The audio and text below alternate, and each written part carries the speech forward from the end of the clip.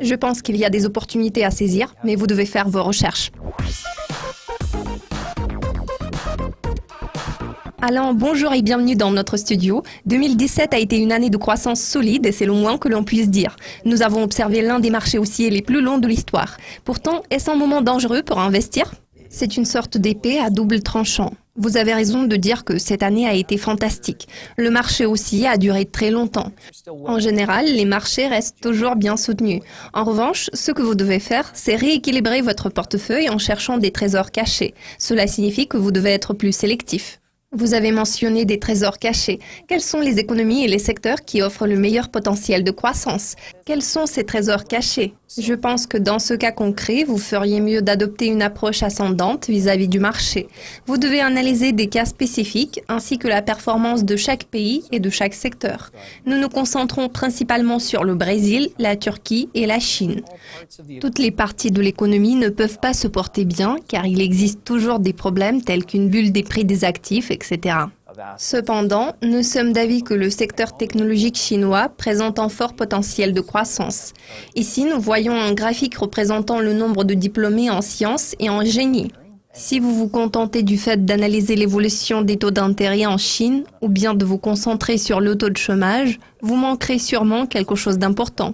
Nous pouvons constater un changement radical par rapport à ce que l'on appelait autrefois le modèle de développement axé sur le copiage. Nous observons une transition vers le concept de recherche et développement. Ces étudiants vont innover plus que les autres. Comme vous pouvez le voir, le nombre d'étudiants est énorme. Cela devrait entraîner de grands changements. Pour ce qui est de la Turquie, ce qui nous plaît, c'est la discipline financière que le gouvernement a imposée aux acteurs de l'industrie.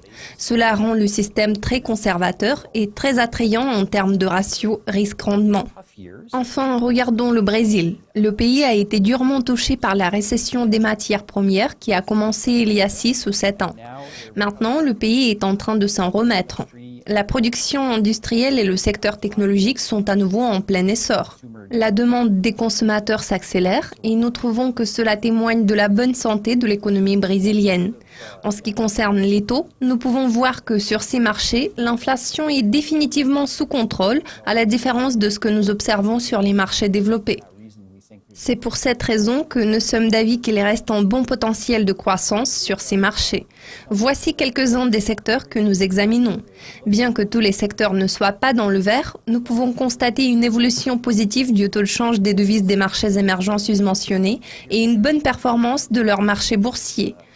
Étant donné que les données fondamentales de tous les marchés émergents sont légèrement différentes, nous devrions adopter une approche ascendante pour faire preuve de sélectivité. En examinant les marchés dont les titres sont pleinement valorisés, quel genre de méthode les investisseurs peuvent-ils utiliser pour saisir les meilleures opportunités d'investissement? Bien sûr, si vous réfléchissez à l'achat d'un indice, il est à noter que cette solution a été efficace pendant de nombreuses années.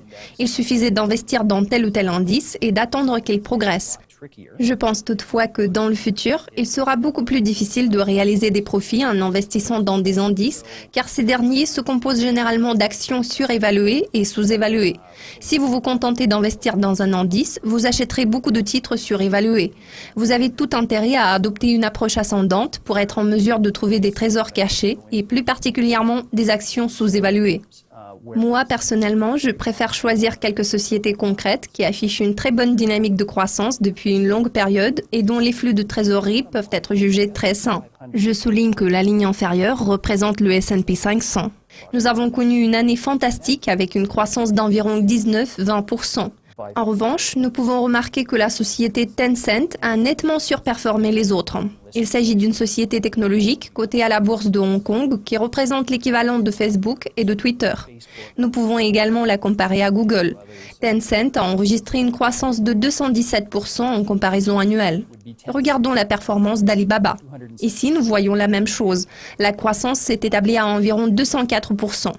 Alibaba est l'équivalent d'Amazon.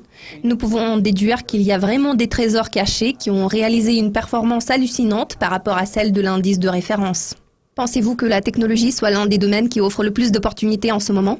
Oui, je pense que c'est un secteur clé. Je voudrais attirer votre attention à la société Mercado Libre. C'est une plateforme brésilienne de vente en ligne. Dans le cas du Brésil, le secteur technologique dépasse le reste des industries, à en juger d'après la rentabilité des entreprises issues de ce secteur. Fondamentalement, si vous aviez eu la chance d'acheter des titres d'Amazon il y a 10 ans, l'auriez-vous fait? Je pense que oui. Je vous conseille de jeter un coup d'œil à ces entreprises.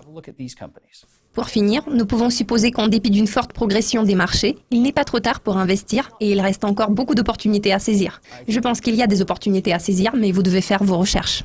D'accord, fantastique. Merci beaucoup de nous avoir rejoints dans notre studio à Genève et de nous avoir fait part de vos idées. Si vous avez aimé cette vidéo, n'hésitez pas à cliquer sur j'aime et à laisser vos commentaires sur le site de Dukascopy TV.